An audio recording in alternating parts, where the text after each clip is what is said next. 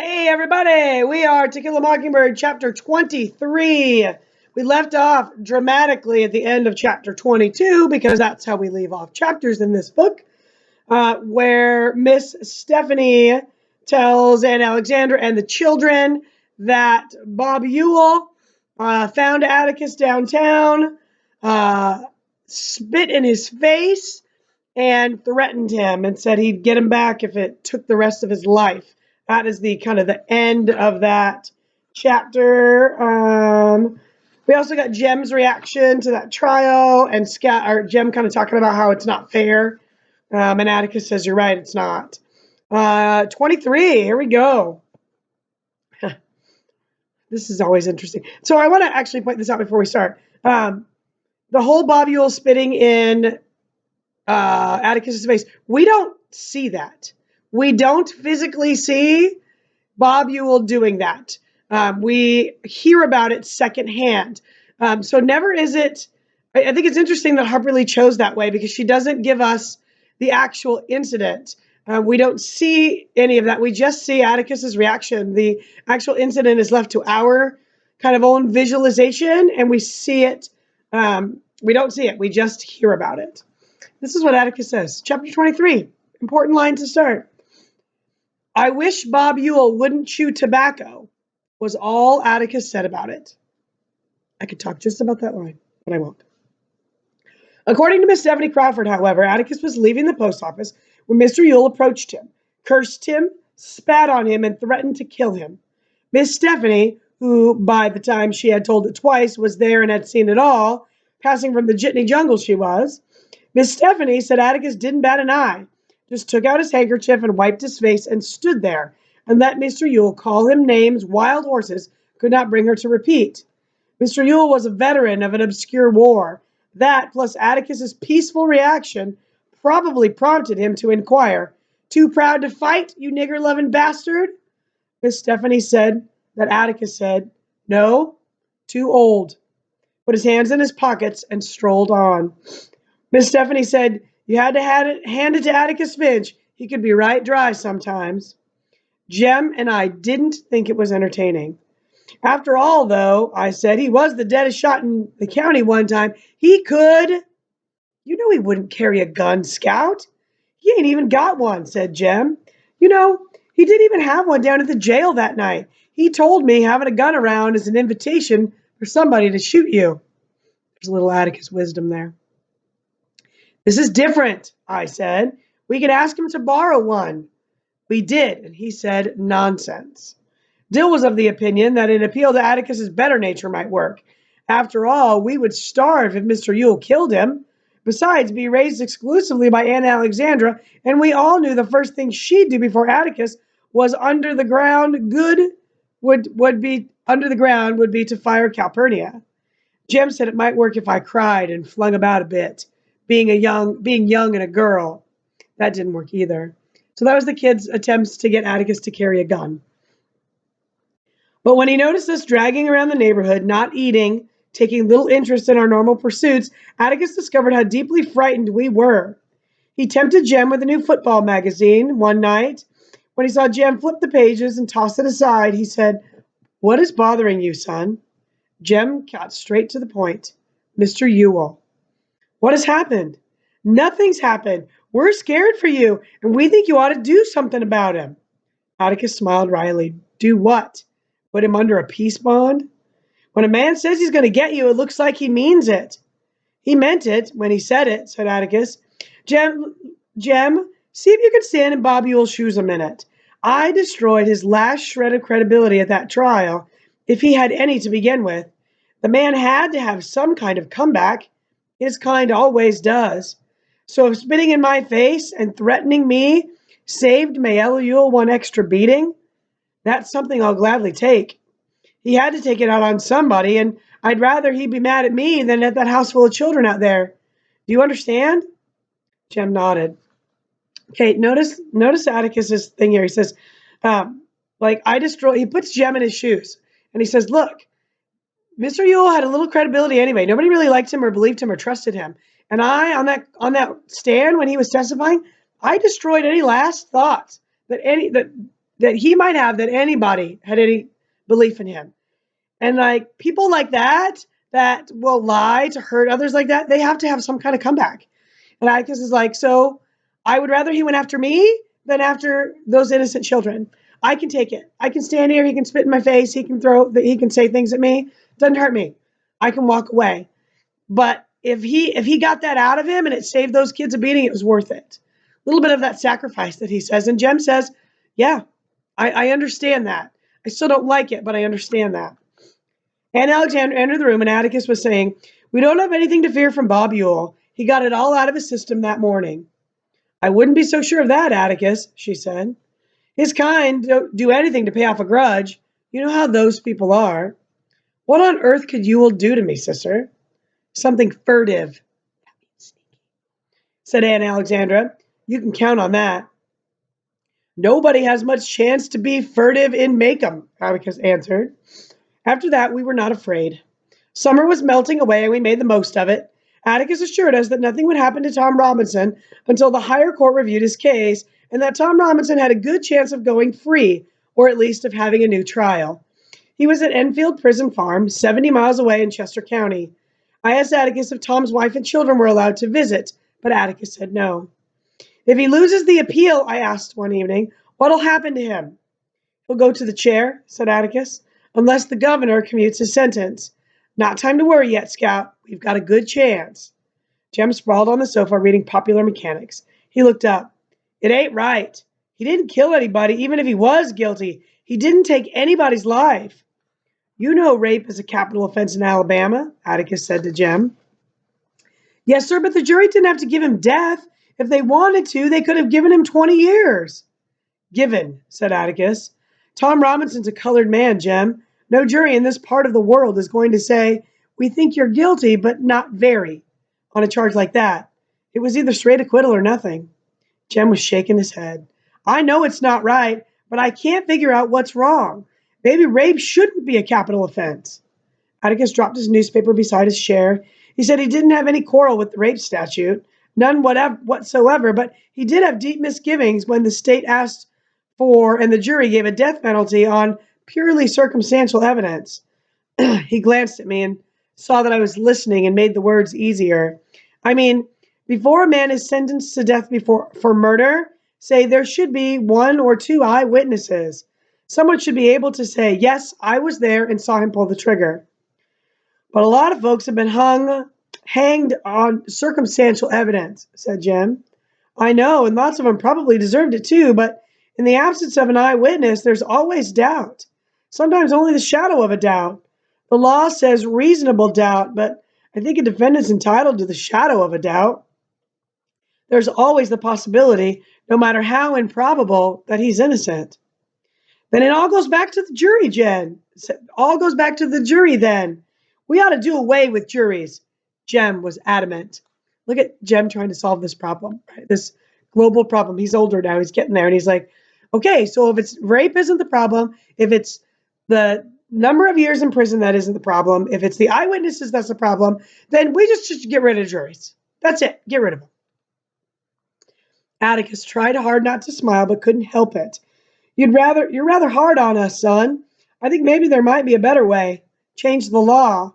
Change it so that only judges have the power of fixing the penalty in capital cases. Then go up to Montgomery and change the law, said Jem. Sorry, itchy nose. You'd be surprised how hard that'd be. I won't live to see the law changed, and if you live to see it, you'll be an old man. This was not good enough for Jem. No, sir, they ought to do away with juries. He wasn't guilty in the first place, and they said he was. If you had been on that jury, son, and 11 other boys like you, Tom would be a free man, said Atticus. So far, nothing in your life has interfered with your reasoning process. Those are 12 reasonable men in everyday life, Tom's jury, but you saw something come between them and reason. You saw the same thing that night in front of the jail. When that crew went away, they didn't go as reasonable men. They went because we were there. There's something in our world that makes men lose their heads. They couldn't be fair if they tried. In our courts, when it's a white man's word against a black man's, the white man always wins. They are ugly, but those are the facts of life. Does it make it right? Jem said stolidly. He beat his fist softly on his knee. You just can't convict a man on evidence like that. You can't. You couldn't, but they could, and they did. The older you grow, the more you'll see of it, Jem. The one place where a man ought to get a square deal is in the courtroom, be he any color of the rainbow, but people have a way of carrying their resentments right into the jury box. As you grow older, you'll see white men cheat black men every day of your life. But let me tell you something, and don't you forget it. Whenever a white man does that to a black man, no matter who he is, how rich he is, or how fine a family he comes from, that white man is trash. Atticus was speaking so quietly. His last word crashed on our ears, and I looked up at him, and his face was vehement. There's nothing more sickening to me than a low-grade white man who'll take advantage of a Negro's ignorance.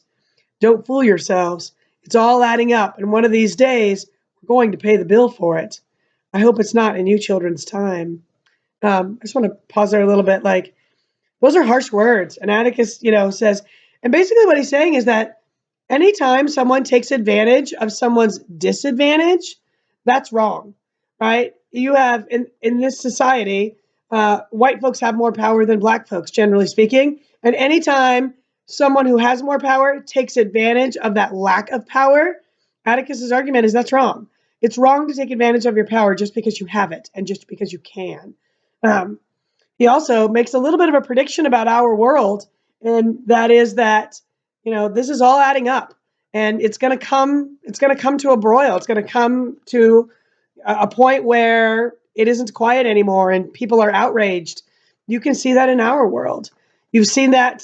This was written in the '60s. You saw that in the '60s in the civil rights action, and continuously, anytime there are arguments over race riots, or criminal activities or criminal trials where it's black versus white, you'll see this take place.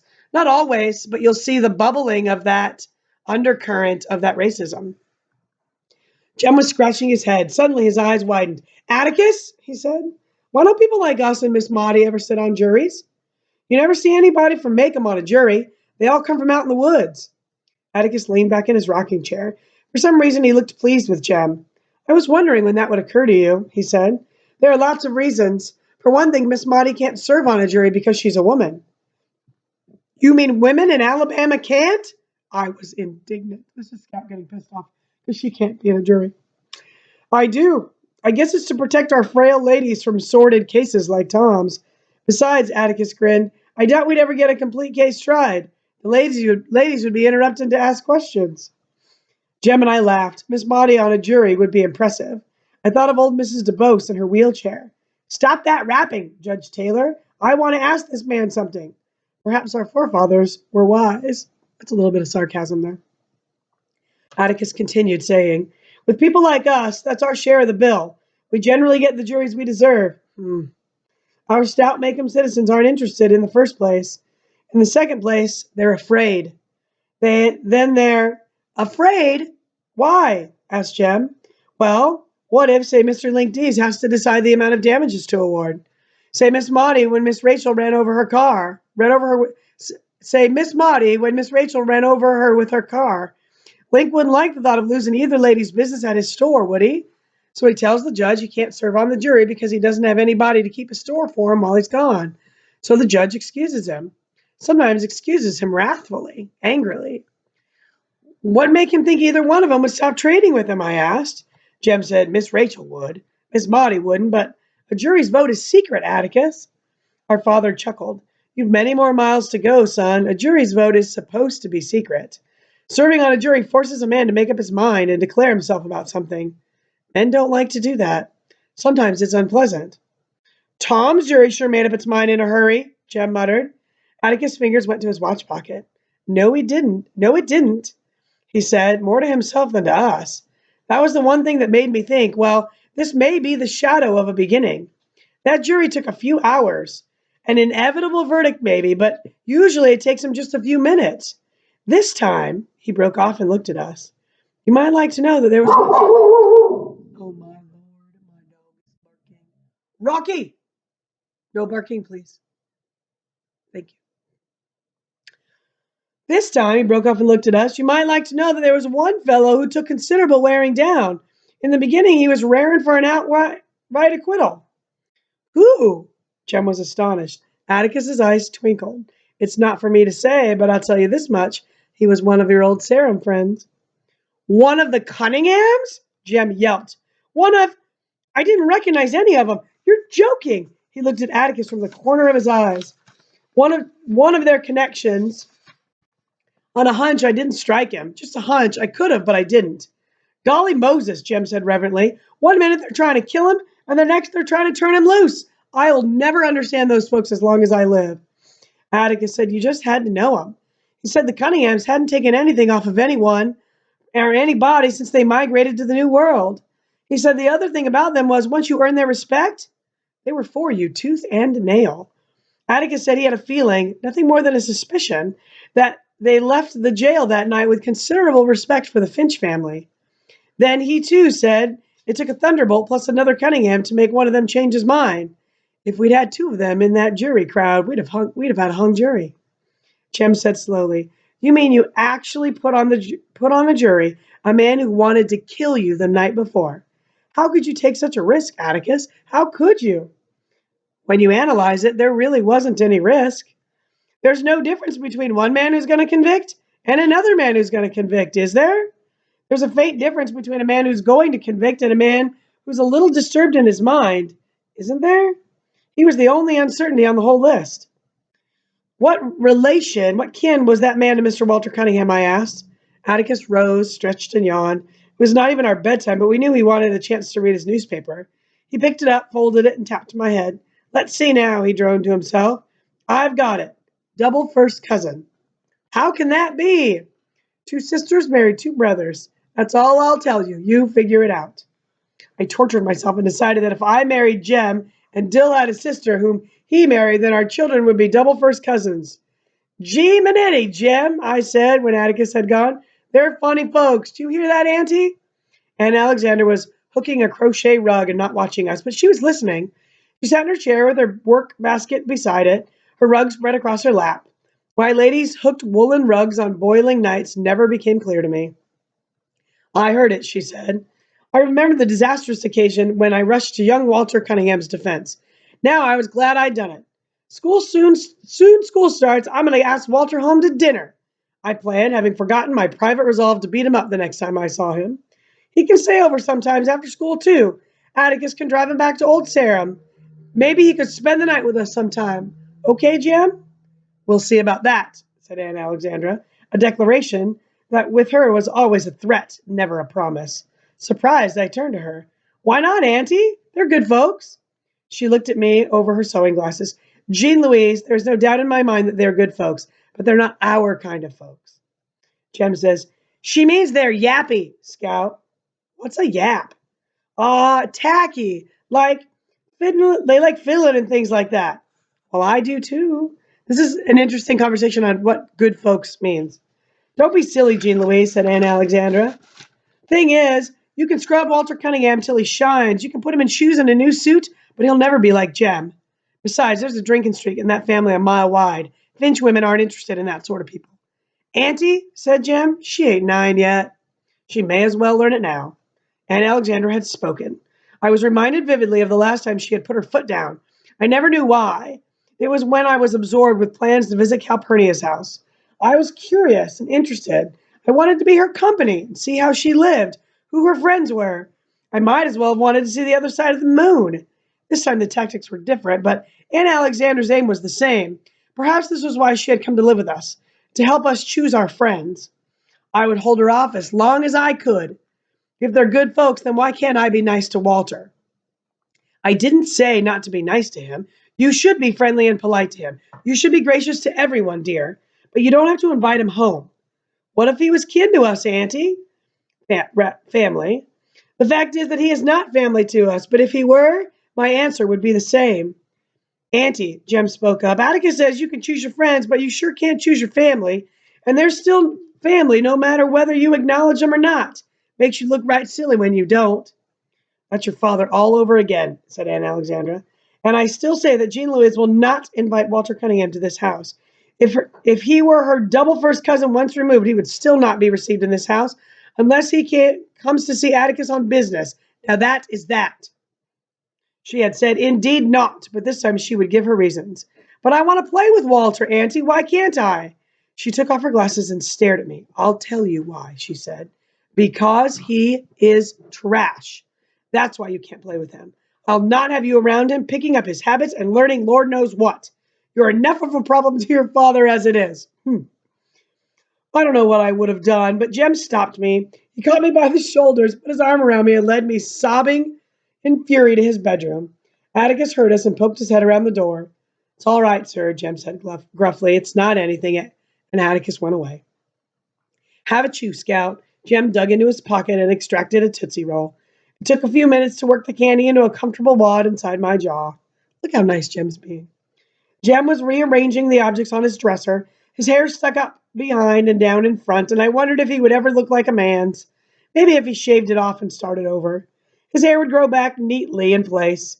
His eyebrows were becoming heavier. I noticed a new slimness about his body. He was growing taller. When he looked around, he must have thought I would start crying again, for he said, show you something if you won't tell anybody.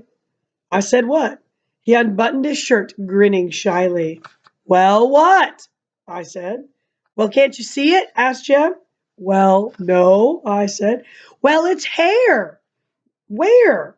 Right there. Look at Jem. He's physically growing up. You get this physical sign of growth. Hair on his chest. He had been comfortable to me, so he had been a comfort to me, so I said it looked lovely, but I didn't really see anything. It's real nice, Jem. Under my arms, too, he said. Going out for football next year. Scout, don't let Auntie aggravate you. It seemed only yesterday that he was telling me not to aggravate Auntie. You know, she's not used to girls, said Jem. At least not the girls like you. She's trying to make you a lady. Can't you take up sewing or something? Hell no. She doesn't like me. That's all there is to it, and I don't care. It was her calling Walter Cunningham trash that got me going. Jem, not what she said about being a problem to Atticus. We got that all straight one time. I asked him if I was a problem, and he said not much of one.